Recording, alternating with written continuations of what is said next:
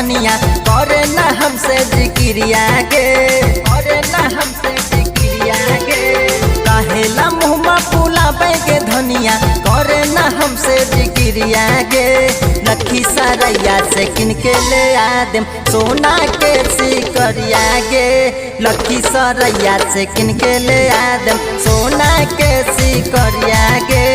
हलसी बजरिया से किन के ले आदेम सोना के सिकरिया गे, सोना के सिकरिया गे।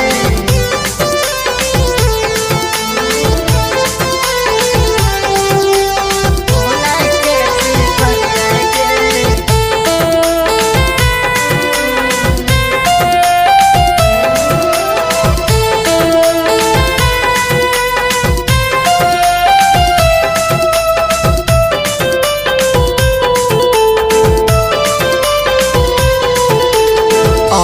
सेना से जिया अंगूठा देखाबे अपना जवानिया के जाम तू चिखाबे, जाम तू चिखाबे। सेना से जिया अंगूठा देखाबे अपना जवानिया के जाम तू पिलाबे। होते फजरे हम जाके ले आदेम खाके कहीं क्रिया गे। होते फजरे हम जाके ले आदेम खाके कहीं क्रिया गे। जमुई बजरिया से किन के ले आदेम नाक के नाथुनिया गे। खैरा बजरिया से किन के ले आदेम नाक के नाथुनिया गे। जमुई बजरिया से किन के ले आदेम नाक के नाथुनिया गे। जमुई बजरिया से किन के ले आदेम।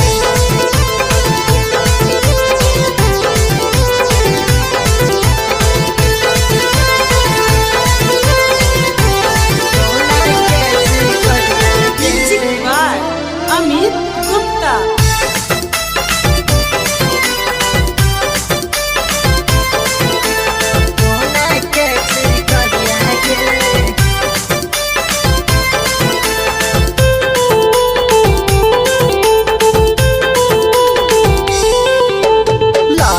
लाले टिकुली ले आदेम बाजार से।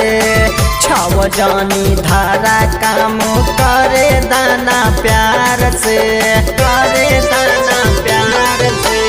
लाले लाले टिकुली मांगा देम बाजार से।